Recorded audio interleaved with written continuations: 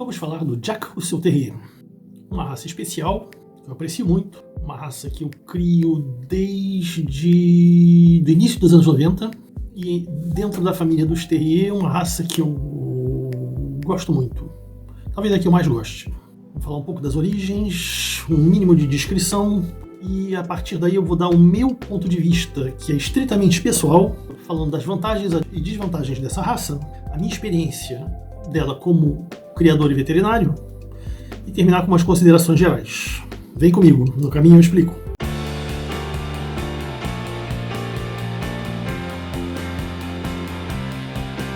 Olá pessoas, eu sou Maurício, veterinário, no meu canal Amigo dos Bichos, e hoje a gente vai falar de Jack Russell Terrier, uma raça relativamente recente, uma raça que foi muito difundida a partir do seu papel em filmes e em propagandas na televisão, filmes como Máscara, propagandas como a Sandálias Havaiana, e ele encarna aquele vira-latinha pequenininho e inteligente que todo mundo gosta.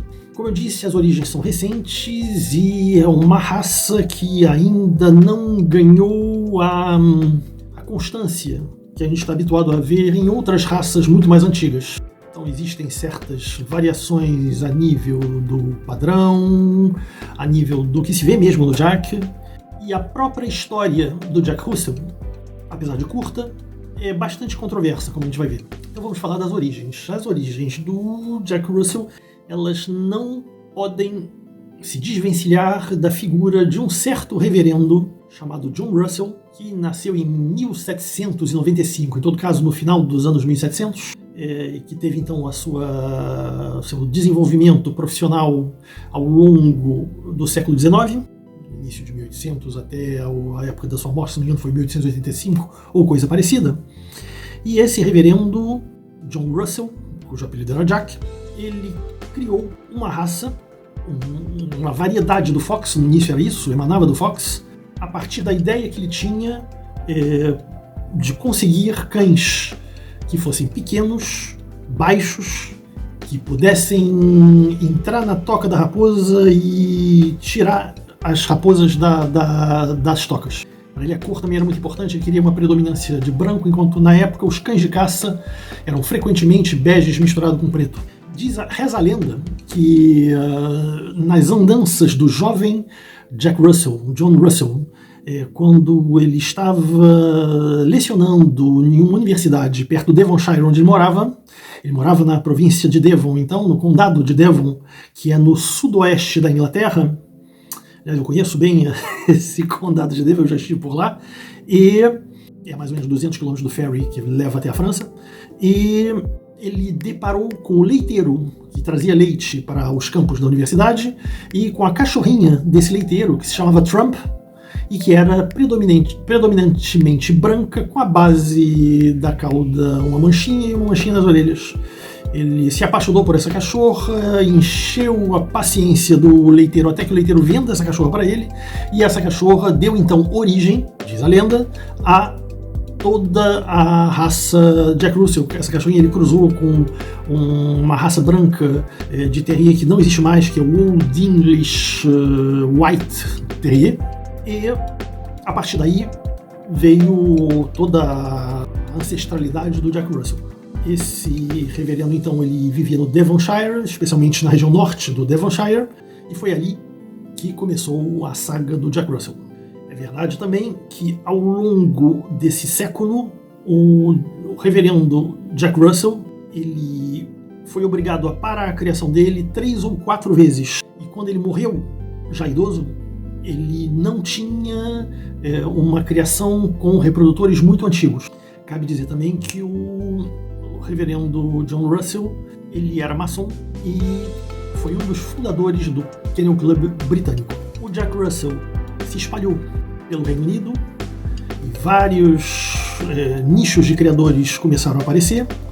Falamos ainda do século XIX e não eram cães com pedigree. Apesar do fato do John Russell ser um dos fundadores, ele não vivenciou a possibilidade de ter oficializado a existência da raça. Então os Jack Russell eram cães sem pedigree, como se fossem variedades do Fox nessa época, e Há quem diga, eu encontro referências históricas a esse nível, há quem diga que, de forma até pejorativa, que qualquer cachorrinho branco ou malhado com cara de fox era considerado um Jack Russell. Uma outra coisa também que explica o fato da raça não ter sido reconhecida muito cedo foram as 2 guerras mundiais, nas quais a Inglaterra foi especialmente penalizada, e a essa altura, não apenas o Jack, mas quaisquer outros cães de trabalho sofreram uma parada no seu desenvolvimento. Então, cães de trabalho pararam de trabalhar durante as guerras, um pouco antes e um pouco depois também, e tudo isso interrompeu o trabalho de fundo que um criador deve fazer e que deve ser contínuo. Então, o Jack Russell só viu a sua oficialização na Austrália com a criação do primeiro clube de criação do Jack Russell no Kennel Club australiano, seguido de perto dos Estados Unidos e mesmo da Inglaterra. Eu arrisco dizer de cabeça, não confirmei esse dado, mas que foi 2012, a data em que o Jack Russell foi oficialmente reconhecido na Inglaterra. Muito engraçado, porque na França eu criava o Jack Russell desde os anos 90, e os meus reprodutores vinham de um certo criador na cidade de Cork, Irlanda, chamado John Stack, que ele mesmo era criador. A sua família era uma família de criadores de Jack, e seus avós criavam Jack também. Mas tudo isso paralelamente a toda essa história recente que eu acabei de contar. Outro detalhe interessante é que eu tenho um livro de cabeceira, que eu falei desse livro no vídeo de apresentação, o card está aqui em cima, e no meu livro, The New Dog Encyclopedia, não se fala do Jack Russell. Esse livro é de 67, e nessa época nos Estados Unidos essa raça não era nem reconhecida e nem mesmo conhecida. É um aspecto interessante. Ora, em relação à história oficial do Jack Russell, que é essa origem vindo do reverendo John Russell, existe uma história alternativa cujas raízes são mais constantes, mais antigas, e ninguém menciona aqui no Brasil. Em todo caso, eu não vi menção aqui no Brasil, mas eu vou fazer a minha menção, porque eu conheço essa história desde sempre, em todo caso, desde os anos 90, com origens francesas, é o fato de que John Russell não criou o Jack Russell. Ele pode ter dado o nome, mas não criou. Porque antes dele, no condado de Cumbria, que é ao norte da Inglaterra, quase fronteira com a Escócia, um senhor chamado John Peel, P-E-E-L, mais antigo do que John Russell, e ele tinha os seus cães que eram Jack Russell, embora não tivessem esse nome. E esse senhor, ele tinha os cães para a caça, ele tinha os cães que eram homogêneos, que eram bem selecionados, que ele vendia a outros criadores em torno do polo dele, e essa fonte com raízes sólidas, mais antigas e constantes ao longo dos séculos seguintes, ainda existe até hoje, essa fonte e esses criadores, que passaram de pais para filhos, e eles se autodesignam os verdadeiros criadores da raça Jack Russell, muito embora eles tenham tido que ceder ao fato de que o nome foi dado pelo reverendo Jack Russell. E eles dizem que o reverendo, na verdade, a variedade que o reverendo criou era o Parson Russell, que era um pouco mais alto sobre patas, enquanto os deles eram baixos, e com as pernas os aprumos bem retos. Então existe essa diferença em relação à verdadeira origem do Jack, o que em suma não é muito importante, porque esse bairrismo entre o norte do Devonshire com Jack Russell, que já é consagrado pelo uso, e o norte da Inglaterra, fronteira com a Escócia, com John Peel, na verdade não muda o fato do Jack ser a raça que é, graças ao trabalho de fundo que foi feito por uns e por outros. Então o Jack Russell tem um padrão hoje que é bem definido, muito embora, como todos os padrões, existam aquelas palavras subjetivas, apreciável, agradável, satisfatório, etc. e tal.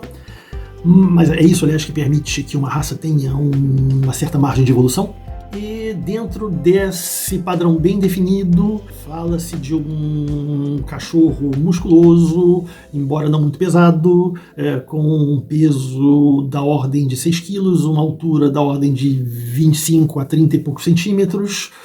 A partir daí pode-se extrair a ideia de 1 quilo a cada 5 centímetros de altura na cernelha, com um temperamento também muito bem definido, que é próprio à família dos terrier, ou seja, um cachorro com personalidade, uma personalidade forte, bem vivo, bem atento, completamente amigável e agradável, perto do dono, pronto para brincar mesmo quando adulto, e um cão sem grandes problemas. Aquela história do famoso vira-latinha que a gente compra porque sabe que ele vai ser pequeno, que se encaixa tão bem no Jack Russell, na verdade esconde um cachorro que é um atleta, é um cachorro que tem uma capacidade física muito boa e deve ser o cachorro escolhido quando se quer um cachorro para acompanhar nos exercícios, para ter uma vida dinâmica.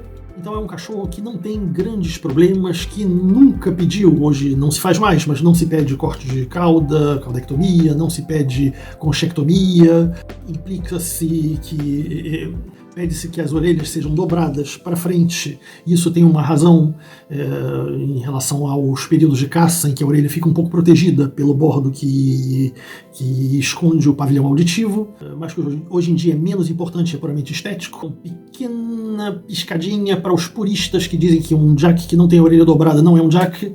Eu sinto muito, não se pode resumir toda a genealogia, toda a herança genética, todas as qualidades de um Jack a uma dobra de orelhas.